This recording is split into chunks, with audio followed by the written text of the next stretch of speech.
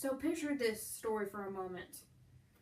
Early one evening, a successful young man took his Nissan to the mall to buy his girlfriend a Christmas present. I'm sure we've all done that before, right? He had heard on the radio that his usual route was closed off, so he decided to chance it and go through the crazy, dangerous area of Samaria to get there. He figured it was the better choice than having to go all the way around the city, thus adding 2 hours to his journey. Well, the area he had thought to cut through was in the north end of the city, known for its gang warfare and biker bars, and he had chosen the completely wrong time to go through as young punks started to gather for their nightly escapades, and certain young ladies went outside to claim their piece of the sidewalk for their nightly business of selling themselves. At the red light, the young man stopped and found himself in the middle of a gang war. The gang member from one group took a shot at his enemy across the street, and the young man in the Nissan was the unfortunate barrier between them. The bullet barely grazed his shoulder, and he cried out in sharp pain, managing to pull over and to stop the car.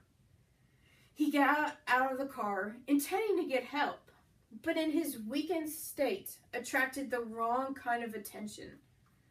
A couple of kids looking for some quick drug money noticed his stupor and decided it would be easier to give him a couple of punches and then try to break into a store.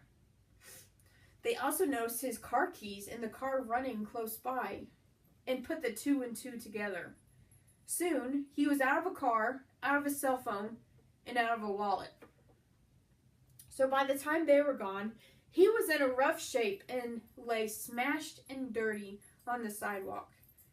He lay there for what seemed like hours, but in reality, it was only a few minutes. He was thrilled when he looked up and he saw a pastor from his local church walk by. "Help, John!" he cried feebly, but the leader crossed over to the other side of the sidewalk and did not even look his way. The minister did not usually walk this way, but he was on his way to a board meeting for all the churches in his district. Unfortunately, it was one of the rougher areas of town, and John really wasn't used to this kind of environment. He wished he'd been able to find parking closer, but he had been forced to walk several blocks to his destination. He saw the man lying just a few feet away and felt nervous. Who knows what man had been imbibing in order to be that intoxicated? Often these people were dangerous and unpredictable. Just for security's sake, he crossed over to the other side of the street. He was already late for the meeting, and he didn't want any complications. "I'm sure the police will deal with him," he thought. "I need to get going." A faint wave of guilt washed over him, hoping that this man would be okay. But he quickly told himself that he wasn't responsible for saving the world. "They have people for that," he said. "It's not my calling." About half an hour later, a very frequent church-going lady walked by in a rush. She was carrying a Bible, and the injured young man thought for sure she would help him. He tried to call out to her, but she did not help. Instead, she put her nose in the air and quickly walked away in horror and disgust. The woman had lived on that street for years and had seen everything decline in the last decade. What had once been a hard-working population had been overrun by hookers, pimps, and drug addicts. Every day she heard of more horrors on the nightly news, and it made her sick. She had once been proud to live here, but now she lived in fear. When she heard the young man call out to her, she was sure he would be begging for money to buy some more booze. She was tired of being lambasted by these welfare-dependent bums. She looked at him in disgust, anger at the way the country was going, and hurried home to her little apartment, safe with the bars on the windows and a good security system. She knew she wouldn't have to go out so late in the afternoon. So just As he was almost passing into unconsciousness, the young man caught a glimpse of a man in a jean vest covered with decals and tight pants. He would have been afraid of this biker-looking man under different circumstances, but he had no fear left, only curiosity. I wonder what kind of bike he drives, he pondered. The man, who was dressed like a biker, parked his Harley Davidson and decided to go to the bar where he was going to relax for a few hours. He had a hard week at the mill, and he was looking forward to forgetting his troubles with some good friends. Later, he would grab a cab and pick up his bike in the morning. No one on the street would dare touch it. Just as he neared his destination, he noticed a young man who looked like he had been beaten up pretty badly. Feeling sorry for him, he went over and gently felt his wrist. Yes, he was still breathing. "Are you okay?" he whispered, not wanting to startle him. "Not really," the young man replied. "Let me call you an ambulance. You look like you're in pretty bad shape." He used his cell phone to call 911, waited with the young man until they arrived, and paid the ambulance driver the $500 fee. "Take my cell," he told the young man, "and use it to call your mom and dad and girlfriend about where you are. And here's a couple hundred to tie you over until you get your ID straightened out. Sorry for what happened to you, man. Those guys were jerks." The young man left in the ambulance and went to the hospital, used the cell phone to call his family and friends, and afterwards called the biker to give him back his cell phone. "How can I repay you?" he asked. "Don't worry about it," the biker told him. "There are still a few good guys left in the world." Now, you guys may know this story because it's a modern version of the Good Samaritan story as found in the Bible. And it's a good example of how we can let our gentleness be known to everyone.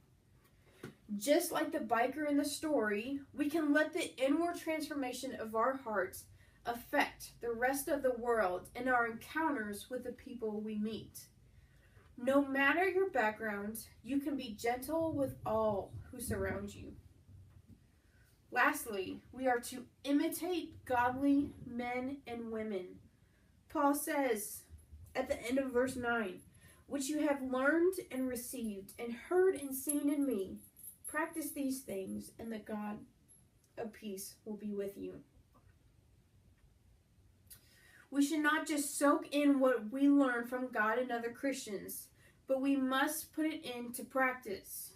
Now, does Paul say that we need to copy everything that he does and make his identity our own? No. But what he is saying is that in Christ, we are given a new identity, and therefore, as Christians, we all have similar characteristics internally and externally. So, we can follow and imitate the Christ we see in mature Christians. And then what happens? The peace of God will remain with us, just as we have the peace of God when we focus on Thanksgiving.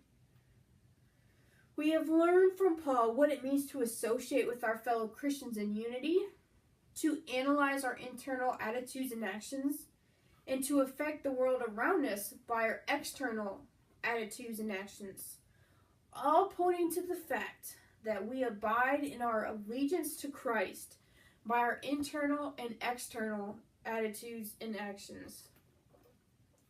So about 3 years ago, I really started struggling with depression. I was not sure who I was anymore, and outside circumstances were pressing in all around me. I often felt like God had abandoned me, and that life would not get any better. But looking back, I now realize that my internal and external attitudes and actions were not aligned with Christ. I was not abiding in my allegiance to Him when things were most difficult. I was not standing firm despite the suffering. And the result? More pain and suffering, more confusion about my identity, and a poor Christian witness. It has taken a long time, but I've done a lot of work to associate with fellow brothers and sisters in Christ, even when I don't want to. I eventually realized that I needed my Christian family. I also did a lot of work to analyze and reprioritize my internal life. Did my external circumstances get better? No. At times they even got harder. And then I'm still working on this last point of affecting the world by my external life. But I have seen how much of a difference it makes when we display the work that God is doing in our lives, rather than our own selfish desires. And the funny thing is, the more we focus on our relationships, internal and external lives, the more we discover who we are in Christ, despite our surrounding circumstances. Just like the Philippians knew that they belonged to Christ, could trust Him, and have the gifts of God's peace despite their suffering, so too we can look to God and be His by abiding in our allegiance to Him no matter what we face. So where are you tonight? Do you know what it means to be His? Maybe you came tonight and you don't know what it means to abide in allegiance to Christ because you've never known Him in salvation. I want you to know that it is possible to fully change inwardly or externally with the power of God. Without God, it's impossible to change. After all, He came to earth as the perfect Son of God to die on a cross so that we could have an eternal relationship with Him. You can come into that relationship and get a new identity tonight. Maybe you're struggling in your relationships with your fellow Christians. I would encourage you not to leave tonight before you have reconciled or sought the needed help. Let us join together and work as brothers and sisters for the Lord. How's your internal life? Are you struggling with your identity in the midst of difficult circumstances? Turn to the Lord and talk to Him about your feelings and your struggles. Ask Him to align your actions and attitudes with Him. And finally, how is your external witness? Are you allowing your inward life flow with gentleness to people around you? Are you intentionally seeking to get mentored by a mature Christian? Tonight, let us examine ourselves. Are you seeking to follow the directions and influence of culture or Christ? Is your identity one of perseverance in the Christian faith or one of selfishness and unfaithfulness? Ultimately, we are to be His no matter what we face. In all areas of life, stand firm in your allegiance to Christ.